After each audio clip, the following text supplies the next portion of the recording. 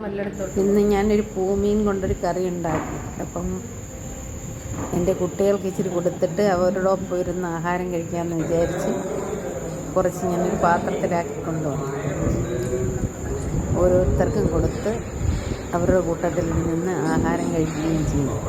അപ്പോൾ അത് എങ്ങനെയാണെന്ന് ഞാൻ കാണിച്ച് അവരുടെ അഭിപ്രായങ്ങൾ നിങ്ങളൊന്ന് കണ്ടു നോക്കുക. എന്നിട്ടിത് ചെയ്ത് നോക്കണം. ഇതിൻ്റെ റെസിപ്പി ഞാൻ പറഞ്ഞുതരാം. എല്ലാവർക്കും വളരെ ഇഷ്ടപ്പെട്ടു, വളരെ സന്തോഷത്തോടു കൂടി കഴിക്കുകയും ചെയ്തു. അവരുടെ അഭിപ്രായം നിങ്ങൾ കേൾക്കുന്നുണ്ടല്ലോ. അതെങ്ങനെയാണ് വെച്ചതെന്ന് ഞാൻ കാണിച്ചു തരാം. അതുപോലെ ചെയ്ത് നോക്കുക. ചെയ്തിട്ട് അഭിപ്രായം എല്ലാവരും പറയണേ. സബ്സ്ക്രൈബ് ചെയ്യാതെയാണ് കാണുന്നതെങ്കിൽ ഒന്ന് സബ്സ്ക്രൈബ് ചെയ്യണം, ലൈക്ക് ചെയ്യണം, നിങ്ങളുടെ അഭിപ്രായങ്ങൾ കമൻറ്റായി രേഖപ്പെടുത്തണം. എല്ലാവരും ഒന്ന് സപ്പോർട്ട് ചെയ്തേക്കണേ. എൻ്റെ കുട്ടികളാണിത്. പിന്നെ കൂടെ ജോലി ചെയ്യുന്ന ടീച്ചറും ഉണ്ട്. നിങ്ങളെല്ലാവരും കൂടെ ഒന്നിച്ചിരുന്ന ആഹാരം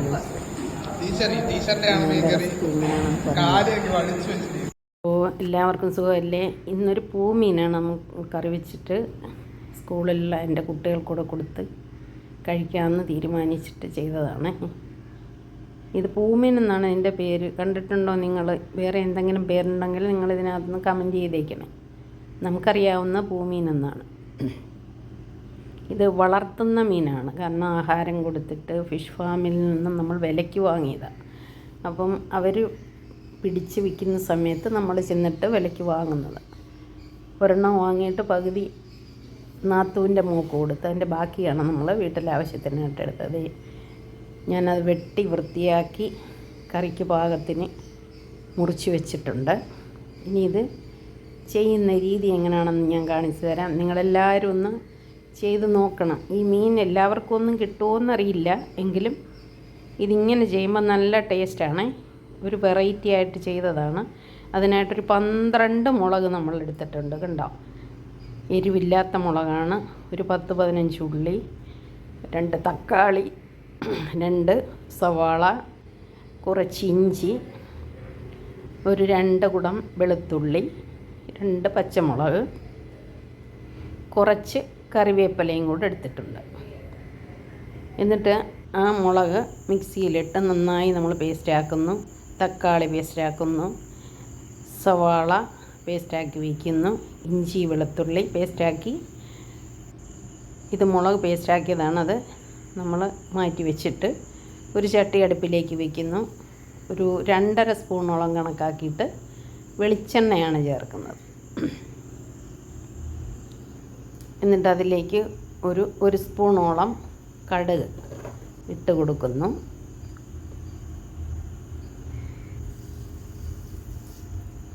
കടുകൊന്ന് പൊട്ടി വരാനുള്ള സമയം നമ്മൾ കൊടുക്കുക.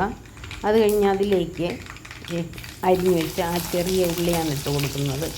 ഒരു 10 ഉള്ളി മതിയാവും. അത് അരിഞ്ഞ് നല്ല ബ്രൗൺ നിറമാവുന്നത് വരെ അതൊന്ന് വഴറ്റി എടുക്കുക. എന്നിട്ട് അതിലേക്ക് കുറച്ച് കറിവേപ്പില ഇട്ട് കൊടുക്കുന്നു.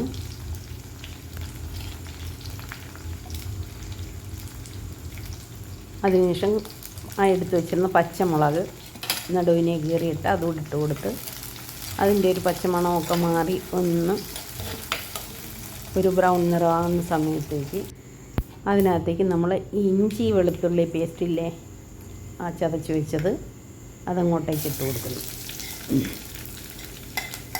അതും അതിൻ്റെ പച്ചമണമൊക്കെ മാറുന്നു കഴിഞ്ഞാൽ അതങ്ങോട്ട് എണ്ണയിലോട്ട് ചൂടായി വരുമ്പോൾ നല്ല മണമാണ്.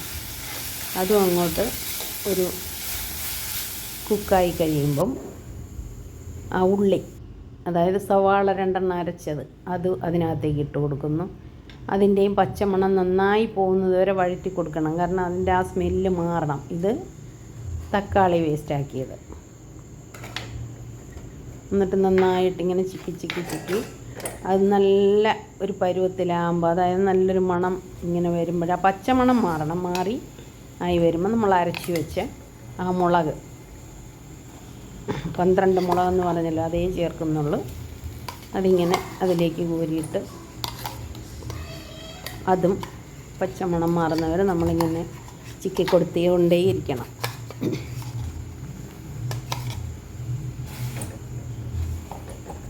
ഒരു തവണയെങ്കിലും ഇങ്ങനെ ചെയ്ത് നോക്കണം. ചൂരയോ ഏതെങ്കിലും വലിയ മീൻ കിട്ടുമ്പോഴും ഇങ്ങനെ ചെയ്യാം. പക്ഷെ ചൂരയ്ക്ക് പറ്റുമെന്ന് തോന്നുന്നില്ല. ചൂരയ്ക്ക് എപ്പോഴും മുളക് വറുത്തതുപോലൊക്കെ ഇരിക്കണം. അതാണ് ഒന്നുകൂടെ ടേസ്റ്റ്. വറുത്തരച്ചരപ്പൊക്കെയാണ് ചൂരക്കറിക്ക് നല്ലത്. ഇത് ഇച്ചിരി മൃദുവായ ഇറച്ചി ആയതുകൊണ്ടാണ് ഇങ്ങനെ ചെയ്യുന്നത്. എന്നിട്ടത് ഒരു 5-6 വലിയ പുളിക്കഷ്ണം കൊച്ചായിട്ട് കീറി അതിനകത്തേക്ക് ഇട്ട് കൊടുക്കുന്നു. അത് വെള്ളത്തിലിട്ട് ആ വെള്ളവും അതിനകത്തേക്ക് ഒഴിച്ച് കൊടുക്കാം. കഴുകി വൃത്തിയാക്കി നമ്മൾ വെള്ളത്തിലിടുന്നതാണ്. അതുകൂടെ അതിലൊഴിച്ച് എല്ലാം കൂടെ നന്നായി ഒന്ന് തിളയ്ക്കാനായിട്ട് കുറച്ച് നേരം അടുപ്പിൽ തന്നെ ഇട്ട് കൊടുക്കുക. നല്ലപോലെ തിളച്ച് ഒന്ന് കുറുകി വരുമ്പോൾ ഇനി ഉപ്പ് ചേർത്ത് കൊടുക്കുക. പരലുപ്പാണ് ചേർത്ത് കൊടുക്കുന്നത്. അതൊരു കണക്കിനിടണം. കുറച്ചേ ഇടാവുള്ളൂ. വേണമെങ്കിൽ നമുക്ക് പിന്നെയും നോക്കി ഇടാമല്ലോ. ഉപ്പ് കൂടാതിരിക്കാൻ പ്രത്യേകം ശ്രദ്ധിക്കണം കേട്ടോ. സബ്സ്ക്രൈബ് ചെയ്യാതെ കാണുന്നവർ പ്ലീസ് ഒന്ന് സബ്സ്ക്രൈബ് ചെയ്തേക്കണേ. കാരണം നിങ്ങളുടെ സപ്പോർട്ട് ഉണ്ടെങ്കിലേ മുന്നോട്ട് പോകാൻ തോന്നത്തുള്ളൂ, നമുക്ക് ചെയ്യാനും തോന്നത്തുള്ളൂ. ഇനി അതിനകത്തേക്ക് കഷ്ണങ്ങൾ പറക്കി ഇട്ട് കൊടുക്കുകയാണ്.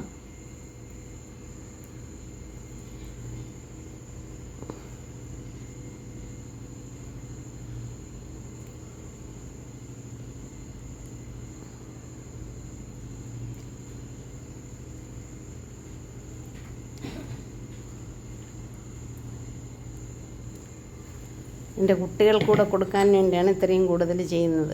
ഞങ്ങൾ വീട്ടിൽ അതിന് മാത്രം ആളുകളില്ല. പിന്നെ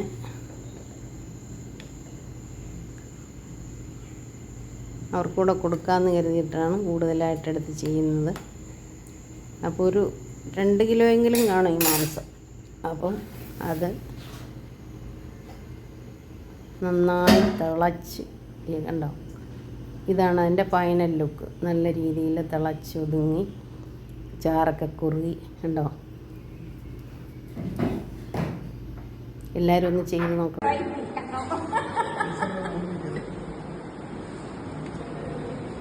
കണക്കായി കൊണ്ടുവന്നല്ലേ ടീച്ചറെ കഷ്ണം?